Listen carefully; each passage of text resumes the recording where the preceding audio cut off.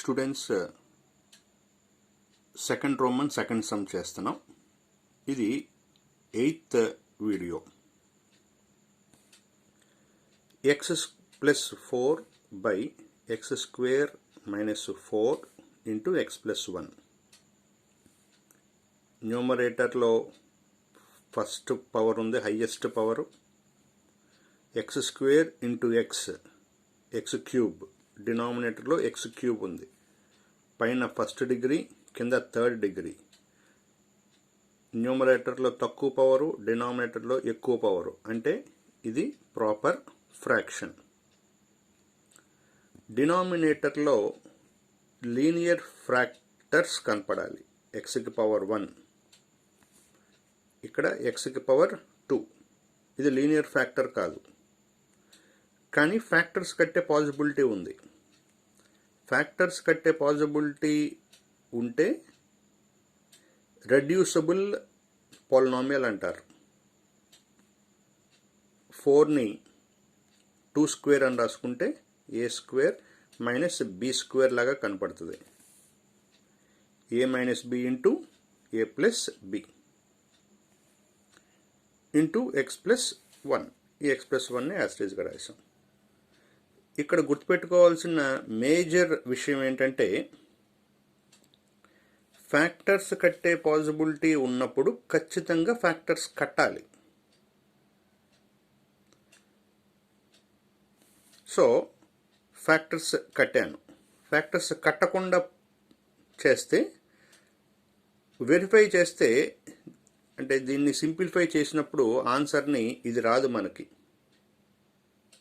ఎందుకు రాదు అంటే, ఫ్యాక్టర్స్ ఉన్నా కూడా ఫ్యాక్టర్స్ లేకుండా సమ్ చేస్తే, అంటే ఫర్ ఎగ్జాంపుల్ ఇక్కడ +4 ఉంటే ఫ్యాక్టర్స్ ఉండవు. మనకి ఏ స్క్వేర్ మైనస్ బి స్క్వేర్కి ఉంది ఫార్ములా, ఏ స్క్వేర్ ప్లస్ బి స్క్వేర్కి లేదు. మనకు రావాల్సిన ఫ్యాక్టర్స్ కూడా రియల్ ఫ్యాక్టర్స్ రావాలి. సో ఫ్యాక్టర్స్ కట్టే పాసిబిలిటీ ఉన్నప్పుడు ఫ్యాక్టర్స్ కట్టాలి. ఇప్పుడు దీని హోల్ పవర్ 1, దీని హోల్ పవర్ 1, దీని హోల్ పవర్ 1, మొత్తం 1 + 1 + 1 3, మొత్తం 3 ఫ్రాక్షన్స్ వస్తాయి. 1 2 3. x - 2తో ఒక డినామినేటర్, x + 2తో ఇంకొక డినామినేటర్, x + 1తో ఇంకొక డినామినేటర్. ఈ హోల్ పవర్ యొక్క ఉపయోగం అయిపోయిన తర్వాత చూడాల్సిందేంటి? ఎక్స్ పవర్ చూడాలి. ఎక్స్కి పవర్ 1, ఎక్స్కి పవర్ 1. దీనికంటే తక్కువ పవర్ న్యూమరేటర్లో ఉండాలి. అంటే పవర్ 1 కంటే తక్కువ అంటే పవర్ 0. 0 పవర్ ఉండేదాన్ని కాన్స్టెంట్ అంటారు. సో ఏ. అలాగే ఇక్కడ కూడా 1 పవర్ కాబట్టి 0 పవర్ అంటే బి రాశాను, కాన్స్టెంట్. అలాగే ఇక్కడ కూడా సి అని రాశాను. సో ఇప్పుడు ఎల్సిఎం చేస్తున్నాను. ఇక్కడ సింపుల్ మెథడ్ 2 ఉన్నప్పుడు చేసాం, మరి ఇప్పుడు 3 ఉన్నాయి. అందుకోసం ఇక్కడ ఫాలో అయ్యే మెథడ్ సింపుల్ టెక్నిక్ ఏంటి అంటే, ఈ 3 డినామినేటర్స్ రాసేస్తా ఎల్సిఎంలో. డినామినేటర్ ఇప్పుడు ఈ డినామినేటర్ని ఇప్పుడు రాసిన డినామినేటర్ మ్యాచ్ చేయండి. x - 2, x - 2. ఎక్స్ట్రా ఈ 2గా ఉన్నాయి. ఈ రెండింటిని న్యూమరేటర్కి మల్టిప్లై చేయటమే. A into other than this x - 2, x + 2, x + 1 plus ఇక్కడ x + 2, x + 2 ఉంది. ఎక్స్ట్రాగా ఏమున్నాయి? ఈ 2 ఉన్నాయి. ఈ రెండింటిని బీకి మల్టిప్లై చేయాలి. ప్లస్ x + 1, x + 1 ఉంది. ఎక్స్ట్రాగా ఈ 2 ఉన్నాయి. కాబట్టి న్యూమరేటర్కి మల్టిప్లై చేయాలి. అంటే ఇక్కడ కూడా సింపుల్గా చెప్పాలి అంటే, ఏ డినామినేటర్ అయితే ఉందో అది కాకుండా మిగతా రెండింటిని మల్టిప్లై చేస్తూ రాయాలి ఏకి. ఏ ఇంటూ ఈ రెండు మల్టిప్లై చేసి రాయాలి, ప్లస్ బి ఇంటూ ఈ రెండు మల్టిప్లై చేయాలి, అంటే other than the denominator of b, plus c into దీన్ని వదిలేసి ఈ రెండింటిని మల్టిప్లై చేస్తూ రాయాలి. Simple logic. అక్కడ కూడా రెండే ఉన్నప్పుడు జస్ట్ క్రాస్ మల్టిప్లికేషన్ అన్నాం. రెండు వైపులా డినామినేటర్స్ క్యాన్సిల్ చేశాను, మిగిలింది రాశా. X plus 4 equal to a into ఇదంతా మిగిలింది కదా, అదంతా రాశా. దీన్ని ఈక్వేషన్ 1 అన్నా. ఇప్పుడు సూటబుల్ వాల్యూస్ మెథడ్ని ఫాలో అవుతా, ఎందుకంటే మనం ఎప్పుడు కూడా సూటబుల్ మెథడ్నే అప్లై చేయాలి ఫస్ట్. సింపుల్గా అయిపోతుంది సమ్ము. దీనికి సూట్ అయ్యే వాల్యూ ఏంటి అంటే 2 పెట్టాను అనుకోండి, 2 - 2 0 అవుతుంది. కాబట్టి 0 అవటానికి కారణం అయ్యేదే suitable value.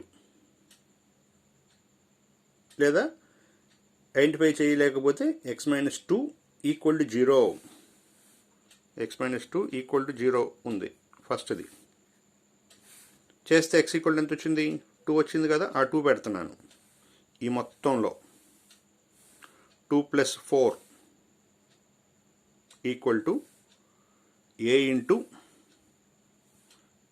2 + 2 into 2 + 1 plus b into 2 - 2 into 2 + 1 plus c into 2 - 2 into 2 + 2. 2 - 2 0, 0తో ఇదంతా మల్టిప్లికేషన్లో ఉంది కాబట్టి మొత్తం 0 అయిపోతుంది.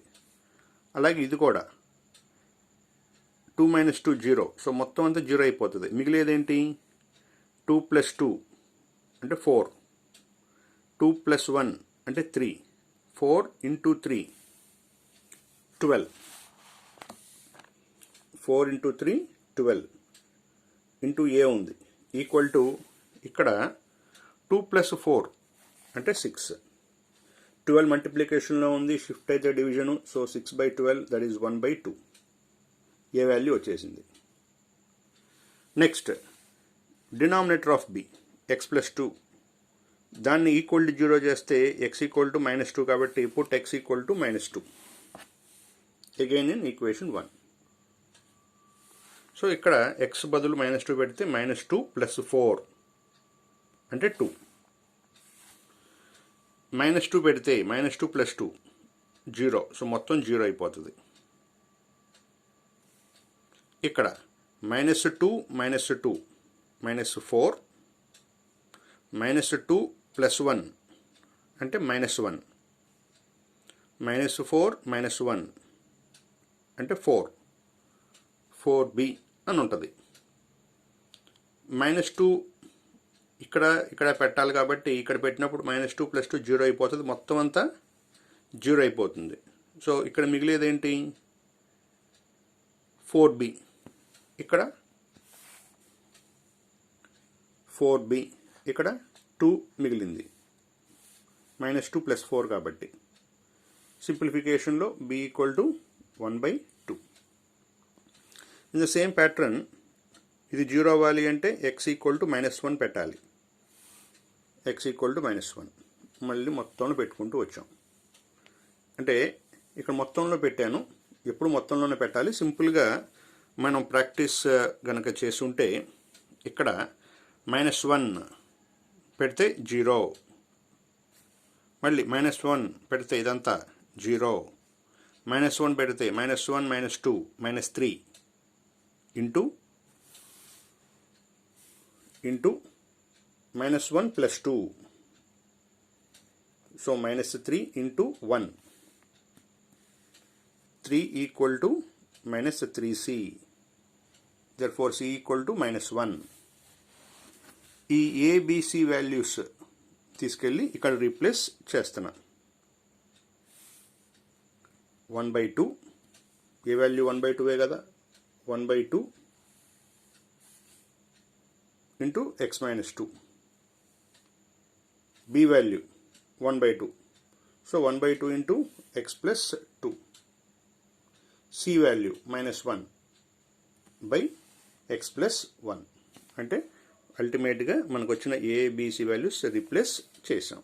సో ప్రాబ్లం అయిపోయింది.